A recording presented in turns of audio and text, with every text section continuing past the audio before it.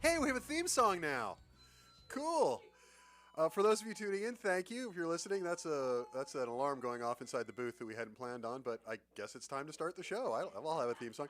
Hi, guys. Thank you for tuning in. You've reached the Real Estate Fix with your host. I'm Rich Szerman, KHTS, AM 1220, FM 98.1. Thank you guys for tuning in this morning. I appreciate it, as I do every Friday morning. I appreciate you guys tuning in. We're going to talk today about the election. We have the election coming up. It's all anybody can talk about. I'm frankly sick of talking about it. I'm sure you guys are as well. So we're going to talk about some of the real estate stuff in the election and how that affects the election and what we're doing. I brought in a special guest this week because she has some time off from school. My daughter Catherine isn't here with us. Last time around I had my wife in. This time around we'll have Catherine in. I'm quickly running out of family. Mom, you may be next. I don't know if the world's ready for that, but we'll see. But anyway, Catherine came in. She was nice enough to volunteer, or let herself be volunteer. It's probably more accurate. Those of you with 18-year-olds at home know what that is. To help me out today. So we got a lot of questions that have come in over the last 2 weeks. A lot of them, really all of them, kind of bearing on the election and asking about the election. And so that is what we're going to talk today. Today is the Real Estate Fix election special. So we're going to go over all kinds of good stuff, but I thought today, rather than going through market wrap stuff, we'll just dive right into the questions, because a lot of the questions do bear on the market and bear on the election. So I thought we would just start there. So I put together a list of questions that I've gotten over the last couple of weeks, and I thought, since as much fun as it is hearing the sound of my own voice, even I get sick of it sometimes, and Catherine's voice is more fun. So I thought we'd bring her in, also because she's on a break, and in the words of Mary Lewis, my mother-in-law and your grandmother, just because you're not working doesn't mean everyone else isn't. And since you're here, go to work. So here you go.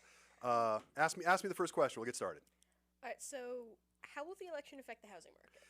The most general question. All elections always affect the housing market. They don't affect it. It tends to kind of balance it out. It's sort of like throwing a rock in a still lake. It ripples, but eventually it calms back down. And the current election is not going to be much different. So as to how it affects the housing market, the instability of the election, not knowing which direction we're going in, is really having more of an effect than anything else. I just want the election to be over already, one way or the other, just so we can get on with whatever we're going to get on with. So it affects the election because right now it's because of uncertainty. There's not enough certainty in the market. Uncertainty breeds bad things in most financial markets, and it certainly does in a housing market that's already been crippled by the what we're calling the housing recession. Because although the economy is not in a recession overall, the housing market most definitely is. I think we have the lowest amount of houses sold in 2024 in the last 30 years. So whatever industry you're in, if this is the worst year you've ever had as far as the amount of widgets or salads or whatever it is you're into gets bought and sold, that's a recession. And that is what we are definitely in with houses. So how does it affect the housing market? Everything. If the election affects everything. And I don't just mean the presidential election, local elections, everything else as well. But instability is how it affects it. When it's over, things will get better. Until it's over, we got a problem. What are the two presidential candidates saying? Okay, presidential stuff. I'm trying to stay away kind of from the presidential stuff because I don't want to get into the he said, she said of that, because we'll be here forever and nothing will get accomplished. But the two presidential candidates, basically they're really kind of two sides of the same coin on this. There's not a whole lot of specificity that's been given by either. Trump believes that we should cut regulation and build on federal land. I'm all for cutting regulation, but federal regulation isn't the problem. It's local, state, county. That's what the regulations that are causing, that are hampering building. That, and just the economy of it more than anything else. So I don't know that cutting red tape at the federal level is going to make a heck of a lot of difference to real estate, certainly in California or anywhere in the country.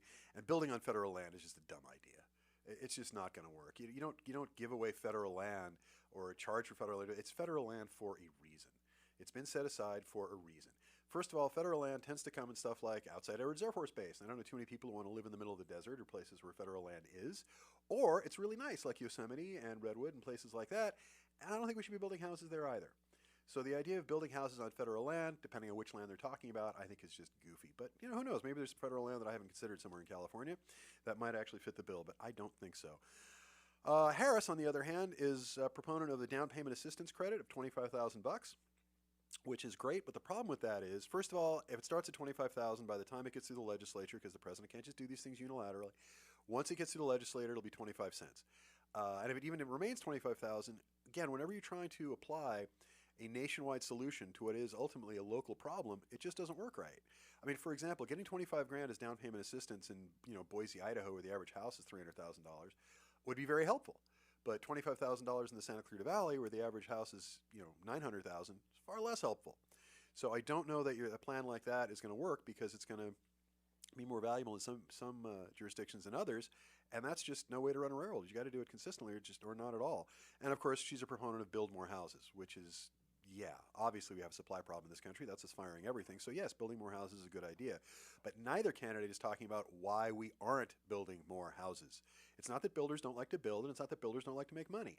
We are not building more houses because despite our lack of inventory, which is acute, despite the desperate need we have for houses in this state, especially at the moment, builders aren't building because the prices are too high and there's no appetite for it.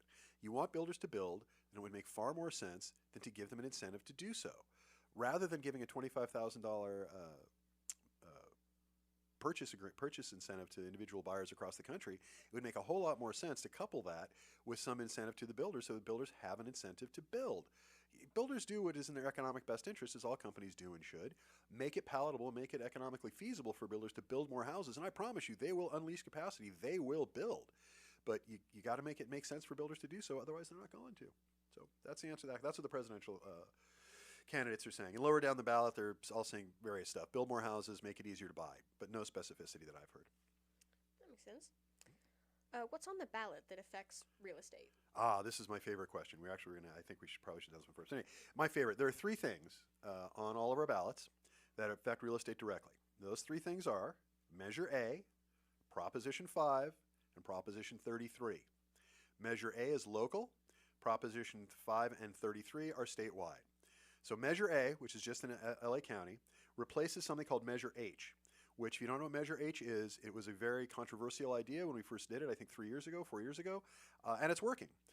Measure H, voters approved, 7 years ago. 7 years ago, we put in Measure H, which temporarily gave funding to homeless programs by raising sales taxes in LA County by 1/4 cent. That's it, 1/4 cent, not even a full cent, 1/4 cent. And I don't think any of us noticed it. Last time I live in LA County, I buy stuff all the time. I did not notice the extra 1/4 cent. Measure H expires in 2027. Measure A doubles the amount of sales tax funding for homelessness programs to 1/2 cent, and it would also be permanent, so it's no sunsetting like Measure H is. Measure H is good for 10 years. It's not going to be around much longer. We got to do something before it goes away because it's working. It is absolutely working. This is a long-term funding plan to combat homelessness. For every $20 spent in Los Angeles County, 5 cents goes to combat homelessness. So again, for every $20 spent, it's a lousy 5 cents. Let me tell you about what's happened here. This would raise the amount to 10 cents. Was 5 under Measure H, will be 10 under. So for every $20 you spend, it's going to cost you 10 cents. I think we can afford it. This is expected to generate approximately $1 billion per year for LA County. The county estimates 42,000 people have been housed with Measure H. So Measure H, again, 1/4 cent, 5 cents for every $20 spent, has managed to put 42,000 people in houses and get them off the street. Measure A would more than double that amount. So presumably, if our results remain constant, we'd have double the amount of people housed. That's 84,000 people in houses that otherwise don't have houses. I don't know about you guys. For the extra 20 cents, you can go put 80,000 people in houses. That's a great idea, because getting people off the streets is key. Now, there's a lot more to homelessness than just building a house. There's a lot more to homelessness than just building a place for them to stay. That's part of it, though. It's a huge part of it. There's also mental health. There's all sorts of stuff. And Measure A combats a lot of that. It's not just housing. It's also for outreach. It's also for vocational training. It's also for mental health. There's some stuff in there about drug addiction. There's a lot of stuff in there because Measure H worked, and Measure A just builds on what Measure H was doing. So in other words, we had a pilot program that worked, unlike most, and has worked really well. 42,000 people are no longer on the streets of Los Angeles County, and I think that's a win. Measure A will do even more than that, and it'll make it permanent. And again, for every $20 spent, it is a lousy 10 cents. 10 cents. That's it. We can afford it. You can have the extra 10 cents. Next time I buy a burger or two, you can have the extra 10 cents. Please do. If my 10 cents and your 10 cents and everybody else's 10 cents gets people off the streets, great. And we're talking about, 42,000 so far. It could be as much as 80, 90, 100,000 under Measure A. That's a big deal. And homelessness is a blight. And I keep saying this over and over again, and I will until it stops. This is the statistic you need to memorize. It should be burned into your brain if you live here. California has 30% of this country's homeless population. 30%. While we only have 12% of this country's population. We are doing it wrong. We just are, and Measure A would help that. Measure H is a pilot program. It's already working. Measure A is more of the same, and I think it's a good thing. The chief problem we have in California is a supply problem. We don't have enough houses. This goes directly to that, and it's not just housing. And again, it costs us next to nothing. The burden on us as a taxpayer is nominal at best, and the results are outsized to the cost. And that's usually the other way in government. Usually we spend way more than we should, and we get way less than we should. Here's an example, Measure H, where we spent a lot less and gained a lot more. And Measure A just builds upon the work we've already done there, and it's a good idea. So yeah, we have 30% of the country's homelessness, 12% of the population. And for those of you who hear that statistic and think, well, people come here for the sunshine and movie stars to be homeless, no. In every survey that has been conducted over the last 20 years, what we find is that homelessness starts where it ends. People who are homeless in LA County started in LA County. They went homeless in LA County. People who are homeless in Santa Barbara started homeless in Santa Barbara. They were in Santa Barbara, they went homeless there. People do not migrate to be homeless. People don't go homeless in Cincinnati and decide, I'll go to Los Angeles. I mean, I'm sure you can find one or two people, are always outliers, but in general, that just doesn't happen. We are building them here. Before we move on to the next question, I do have one other thing I want to add to that, because I live and die with statistics, and I think the numbers tell you the story. In California, I was born, and this will be relevant in a second, I'm 53 years old. I was born in 1971. That was the last year in California history, 1971, was the last year where the number of renters versus owners went down. Think about that. We have a huge population in the state. Every year for the last 53 years, the number of renters versus the number of owners in our state has gone up. We have more renters in this state. We have more renters per capita in the state by virtue of population in the state than any other state in the union, with the possible exception of New York. We're kind of tied as to which of us has the worst record there. And that's not a record we want. That's not something to be proud of. We should have more owners in this state, not more renters. And every year it gets worse. And it's only going to keep getting worse. So you're 18, and I feel awful bad for you and your generation, because if we do not clean this up, you guys are screwed. It's hard enough to get a house now. You'll be in the housing market in a couple of years, and you graduate from school, and hopefully with a chemistry degree, because I'd get a job doing that. But or ASL plays pretty well too, I suppose. My daughter's two interests, diverse interests. But yeah, if we don't fix this now, I mean, the home ownership rates are way too low in this state, and they're getting worse every year. We've got to do something to reverse that. We just have to. Measure A won't do that, but at least it starts to curb the homelessness problem. At least it starts to fix a portion of what is a much, much larger problem. So that's Measure A. Yes, it would be my vote on Measure A. You guys vote how you want, but that would be my suggestion. I think it's a very good idea. It's extremely cost effective, and it works.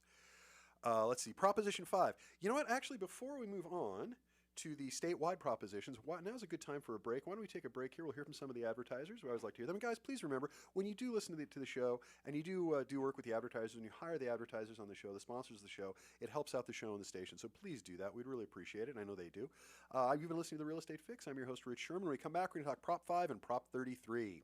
Stay tuned. Hello, welcome back, guys. Thank you for listening through the break. I appreciate it. You're listening to The Real Estate Fix. I'm your host, Rich Szerman, on KHTS FM 98.1 AM 1220, your hometown station. And thank you guys again for coming back after the break. So those of you who've been listening to the first part of the show, to the top of the show, I appreciate it. We have in studio today as my special guest, and because she has no choice, my daughter, Catherine, because although she's over 18, she still lives in my house, eats my food, and when she's away at college, I still have to send her money. So she has no choice but to come in when I ask her to. She thought she was going to have the morning off, and I thought, no, I'll get some work out of her. So those of you who have 18-year-olds, you can appreciate this, I'm sure.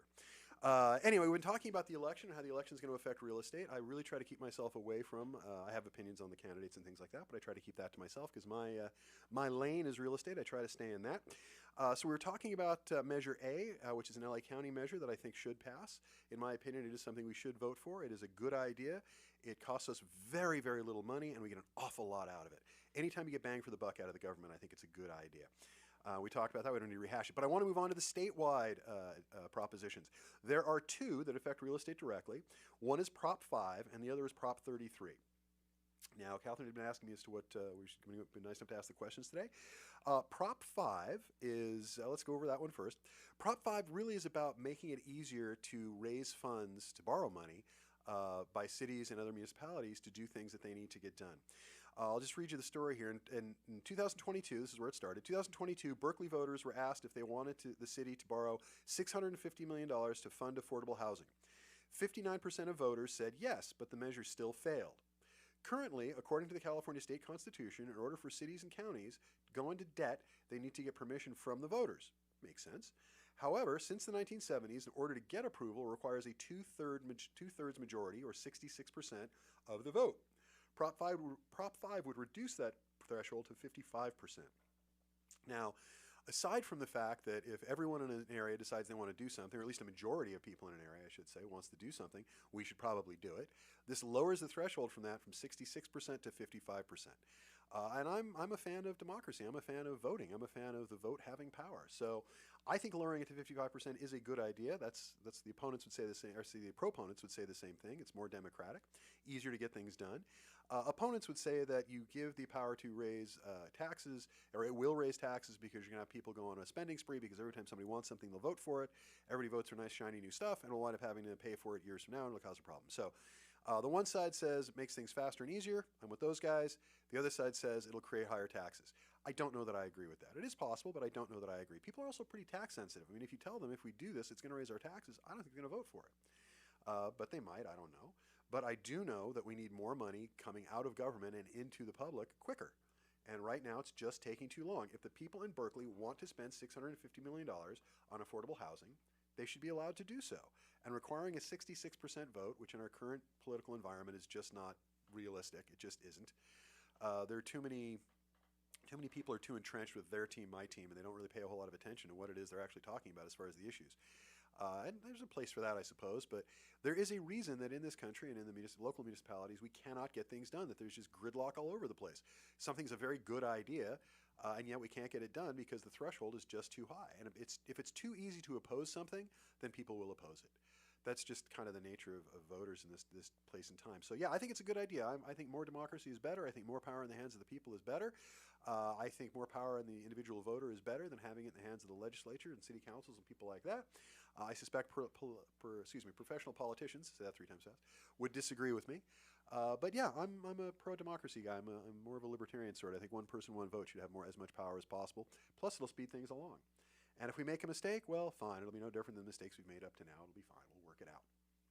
So, how do you feel about Proposition 5? I'm for it. That's it? That's your brilliant analysis? We've been talking about this for 2 days. Okay, well, fair enough. She can vote now. She's 18. One convert. I suppose that'll work. I very much share your opinion that, each vote can and should matter as much as possible and as equally as possible. Yeah.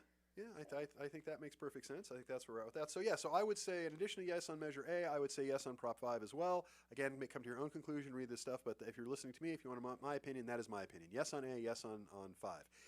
And then we come to my next favorite one. Something if you guys listen to the show, you know I have an opinion on this that I've not been shy about.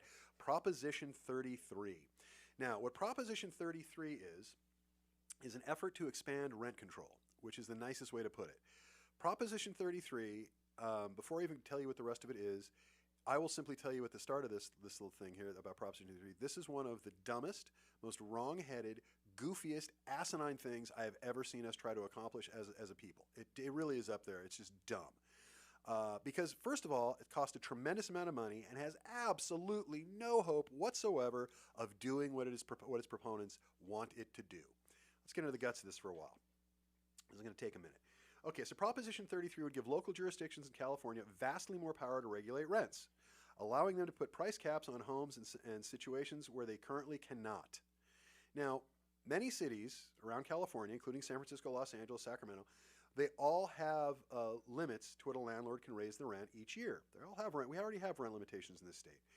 The policy known as rent control. But for nearly 30 years, California has imposed limits on those limits via a law known as Costa-Hawkins. Costa-Hawkins is specifically the law that Prop 33 is trying to undo, is trying to unravel. It's worked pretty well for 30 years, but these guys decided, these geniuses behind this, decided it'd be a good idea to unravel it. Cities cannot set rent control on single-family homes or apartments built after 1995, according to Costa-Hawkins, and landlords are free to set their own rental rates when new tenants move in. That is the current circumstance. Proposition 33 passes, that would change. Cities would be allowed to control rents on any type of housing, including single-family homes and new apartments, and for new tenants. And they would do so in an essentially unrestricted manner.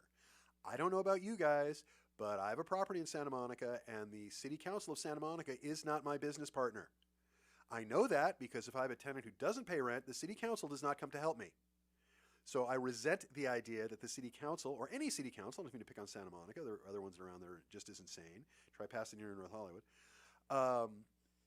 They have this ridiculous idea that limiting rents somehow prevents homelessness. And that is just dumb on its face. And this sort of thing, again, in a state that already has pretty stout rent control. We also passed a bill in 2019 called AB 1482, which increased rent control. It caused all sorts of havoc that we're still living with. So on top of that, you want to rescind Costa-Hawkins? That is absolutely insane. Let me tell you about what we have right now. At the moment, state law limits rent increases for tenants in apartments and corporate-owned single-family homes that are older than 15 years. So if it's a newer property, it doesn't fall under most of this anyway. If it's only older. The cap is set at 5% plus inflation with a maximum increase of 10%. So your rent can't go up more than 5% in most places, 10% at maximum already. This would limit that even further because it would just throw out what we're already doing and start from scratch with every single tiny little municipality. I mean, I'm not that worried about it here in Santa Clarita, but I am worried about this in other municipalities around the state. It's just nuts. Local jurisdictions can now, still right now, can impose stricter caps, but they can't just do whatever they want. They have to do it within the Costa-Hawkins law.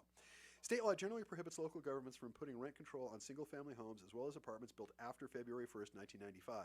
In some cases, like the city of Los Angeles, that cut date is even earlier. The law allows property owners to change whenever they want when a unit becomes vacant. Somebody moves out, somebody else moves in, you can raise the rent. Once the new tenant moves in, the limitations take effect. So you still have market forces that will tell you what your rent is worth. We can rent a property for when a new tenant comes in. But then once the new tenant is there, market forces have to take a back seat to this law, which works pretty well. It really does. But they're still allowed to increase the rent so you can keep up with the market. That's fine. If Proposition 33 passes, it would repeal the state law that bans localities from capping rent on rental units, single-family homes and apartments built after February 1st, 1995 or earlier. Local governments wouldn't be required to regulate rents on such properties, but they could if they wanted to. In other words, some places would have no restrictions whatsoever, and it's the wild, wild west. Others would be so restrictive you can't get anything done, and it's ridiculous. You don't want to own rental property there. We don't need either of those extremes. Those are both bad. And that's all the Proposition 33 does. Now, here's the part about Proposition 3 is, aside from being wrong-headed, and again, I just use the word stupid because it's just what defines it the most. Here's what drives me the craziest about this. This measure is sponsored by the AIDS Healthcare Foundation, which is a Los Angeles nonprofit that's been active in the housing planning issues in recent years. What in the heck is the AIDS Healthcare Foundation doing with housing? I understand that they're a healthcare foundation. I get it. They were chartered to fight the AIDS epidemic, which we have done a miraculous job with. It's still a problem. I'm not saying it's not, but we've done a fabulous job with education, with drugs. AIDS is not the problem for your generation as it was for mine. It is not nearly as dangerous. We have rallied around it. Again, it's still a problem. I'm not saying it's not. It's a dangerous disease. All that goes with that. I'm not putting down that at all. But your job as the AIDS Healthcare Foundation is not to repeal the Costa-Hawkins Rental Act. That is not your job. It shouldn't be your job, and I don't understand where you get the money or why you're spending it on making your job. It's just a dumb idea. Everything about this just stinks to high heaven. Silly. And by the way, I should also tell you, this is the third time they've tried exactly this. This is the third time the AIDS Healthcare Foundation has gone after Costa-Hawkins. I don't get it. And this is the part that drives me, I keep saying the craziest, but we're building to the good part, because this is the part that just, if this doesn't make you angry, you're not listening or you're not thinking. So far, I was on 2 months ago and I complained about this. I said 2 months ago, according to CalMatters 2024 voting guide, there had been $86.8 million spent on both sides of this issue up to 2 months ago. Now, as of yesterday, as of last count, the spending has now reached $220 million. $220 million spent on the pro and negative on one proposition that has probably no hope of passing, and if it does pass, has no hope of working. Yet these groups have raised and spent $220 million. That, by the way, is 60% of all money that is currently being spent on propositions in the state of California in this election cycle. $220 million. I don't know about you, but I think we could have built some houses with $220 million. I think if this is something that's supposed to curb homelessness, how about you take that same $220 million and you build some freaking houses? How about the AIDS Foundation of Los Angeles, this nonprofit who stuck their nose where it absolutely doesn't belong? I mean, put your nose in the wind for whatever you want to do, but this is insane. How about you take that same verb and use it to build houses? The Apartment Association, the Apartment Owners Association, obviously is very much against this. So is the Board of Realtors. So CR, the California Association of Realtors. I mean, there are a lot of heavyweights here, and that's where a lot of this money comes from. How about instead of spending money on the pro and con over this dumb proposition, how about next time around we get together and just decide instead of doing this garbage, we take that same money and we spend it on houses? Because God knows we could put some people in houses who desperately need it for $220 million in the state of California. I mean, it's just obscene. Everything about this is wrong. I don't know there are people on the right side of it. I don't know there are people on the wrong side of it. I just think it's dumb. The word that comes to mind constantly whenever I talk about this is stupid. It just is. I mean, I understand that rent in California is sky high. I'm not saying it's not. Of course it is. As a matter of fact, here's some fun statistics. In 2022, more than 50% of tenant households in the state of California paid over 30% of their income on rent and utilities. And that, I think, is low. Level that experts say is burdensome on finances and not sustainable. More than a quarter of the tenants shelled out half of their income on housing. That sounds much more reasonable to me, according to the Joint Center for Housing Studies at Harvard University. So, I mean, I understand what the supporters of Prop 33 are trying to do. They're trying to get the rent prices down. This will not do that. This, in fact, will make rent prices higher. Because anytime you increase the liability to landlords, anytime you increase the cost to landlords, corporate or mom and pop, do not just go, oh, I'll just absorb that. No problem. I like renters, and this isn't a business for me. It's just, I just do this for charity. That's not how it works. When you increase the liability to a landlord, again, corporate or mom and pop, and when you increase the cost to the landlord, oh, I'm sorry, we're supposed to say property provider. Pad me. Property provider, asinine thing in this state, they pass those costs along to the tenant. That's just the way it works. And whatever, even if Costa-Hawkins was removed, there'd be loopholes in every municipality. There just would be. And it has no hope of working. What you have here is a recipe that is supposed to curb homelessness, that is supposed to keep rental rates down, that will send them skyrocketing. I'm a landlord. I have a couple of houses. And I'm telling you, if this nonsense passed, I'd absolutely raise the rent. I'm already in a position where I won't rent to the people I used to. I used to rent to people who were in bankruptcies or going through divorce, do it all the time. They needed the help. Nobody else would rent to them. We'd offer to. Usually worked out beautifully. Now, and this is just because of AB 1482, which repealed a lot of the landlord rights, which is fine. There's, you can adjust. Some of that's silly too. But because of the restrictions, I'm already more restrictive as to who I'm willing to rent to. I mean, Section 8 is fine. I don't mind renting Section 8. I don't mind doing any of these things. Fine with me. But you're going to have to be very well qualified, much better qualified than you were before. We represent renters all the time. We get people in rentals all the time. We have half a dozen looking for rental property right now. And, they're having a harder time. You are having a harder time renting in California right now than ever before. And that's a result of just the recent laws. If this thing passes, it'll be crazy. And if this thing passes, you'd be nuts to put your money in rental housing as a property provider, otherwise known as landlord. What we need to do to fix this problem is pretty straightforward. You and I were talking about this the last couple of days. You need to incentivize what I believe, and I think the statistics back me up on this, that the housing problem we have in California, the homelessness problem we have in California, is essentially a supply problem. It's not the only problem. It's a much, much more complex problem than this. I'm just giving you the high points from the real estate point of view because that's my lane. That's where I sit. It is a supply problem. All of these measures, whether it's AB 1482 and now this nonsense with Prop 33, all of them make it more complicated, more expensive, and more difficult. What they do is they're seeking to fix what is a supply problem by further retarding supply. That is the dumbest thing I have ever heard. My car is out of gas, so I'm going to put no gas in it, and that's going to solve the problem. No, I think my car is just not going to run. And that is what is happening with these rental restrictions. What you should be doing, what the state of California, in my opinion, I've spent a long time talking about this and thinking about it, needs to incentivize builders and landlords. You make it economically viable for builders to build, they will build. You make it economically viable for people to keep money in housing instead of putting it in 401ks, instead of putting it in other places, they will. That's what you got to do. We do those issues worse here than any other state in the union, and that's why we have more of a problem. That and the cost of living is outrageous. The way to combat this stuff is not with this nonsense of Prop 33 or even living under the craziness of AB 1482. These things are not solutions. They are Band-Aids, and they won't work. They're not working short term, and they're not going to work long term. Proposition 33 would make it a million times worse. What we need to do is very simple.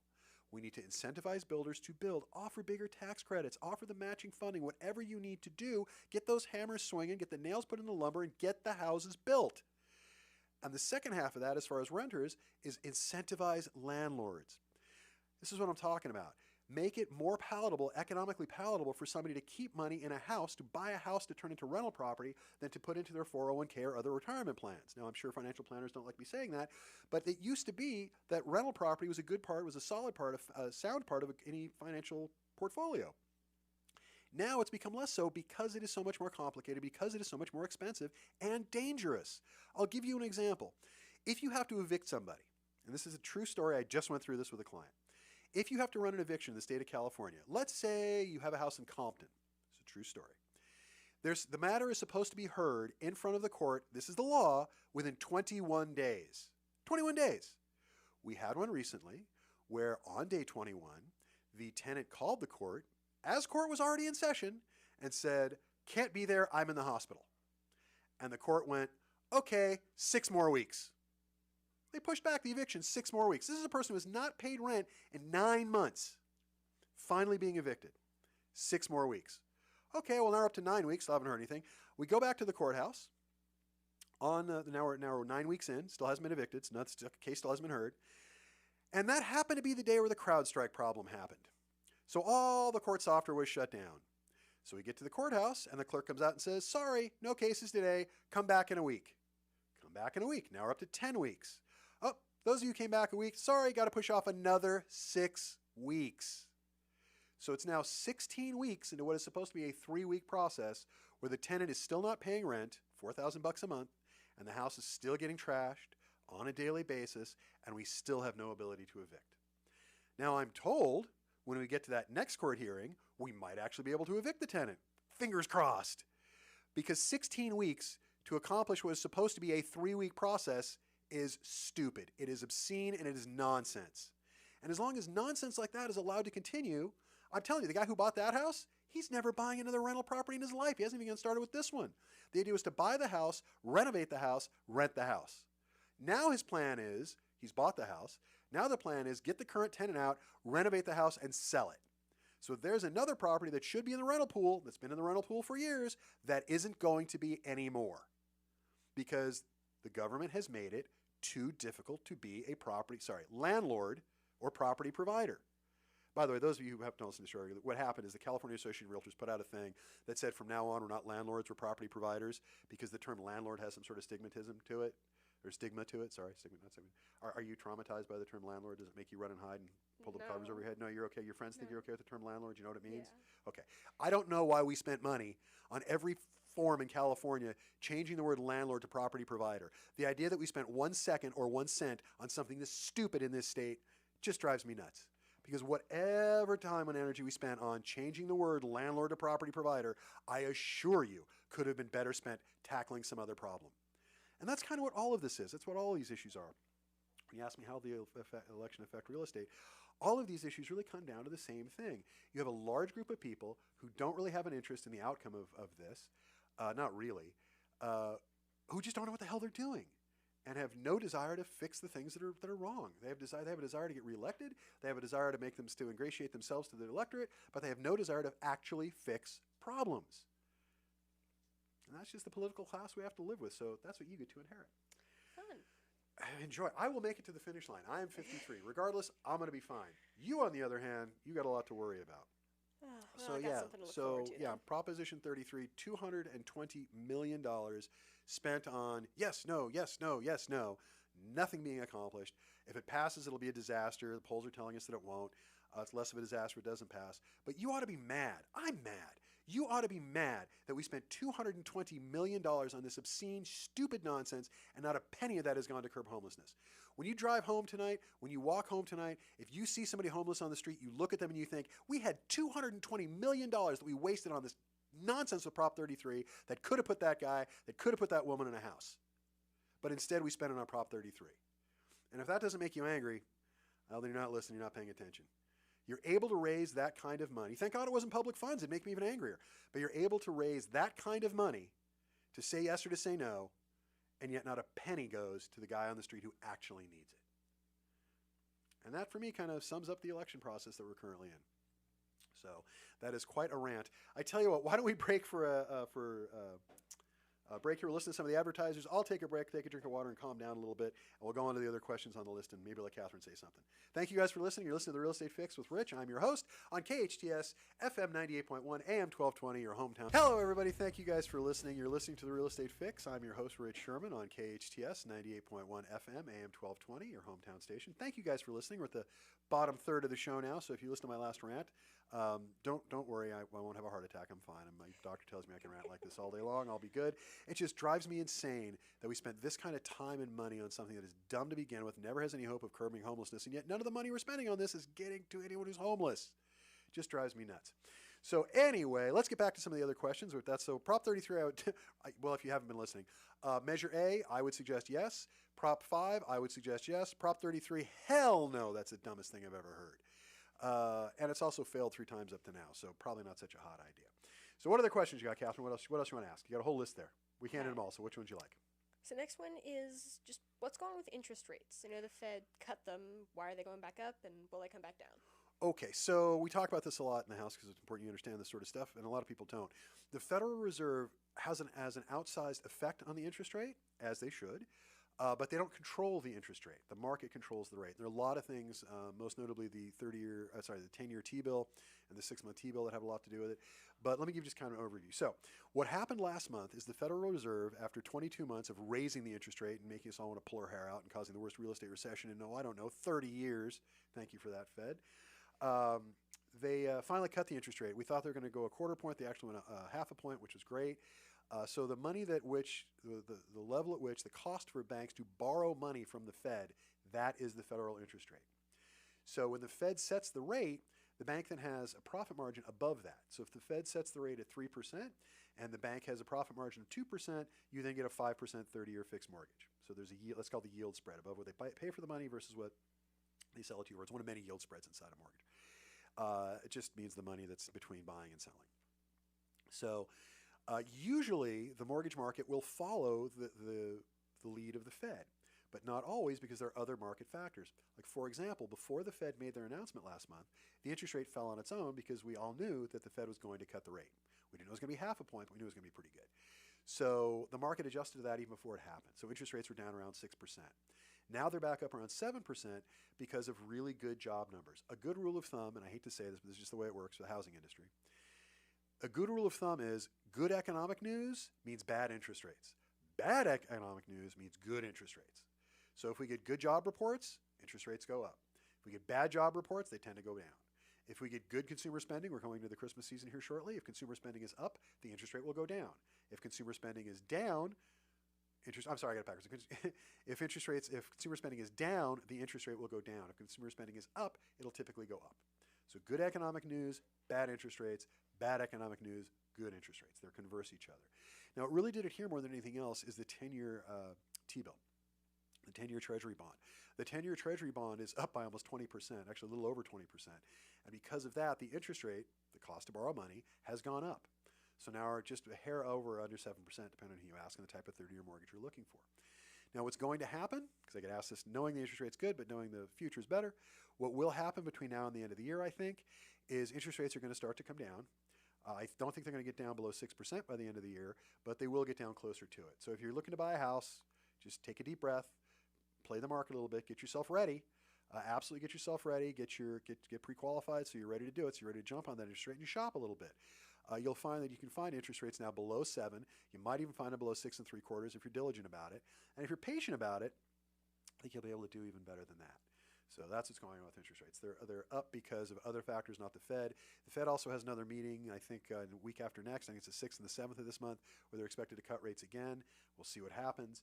And then another meeting in December. So we will see what happens in the last couple of Fed's meetings. But they have an outsized effect on the interest rate, but they don't control it.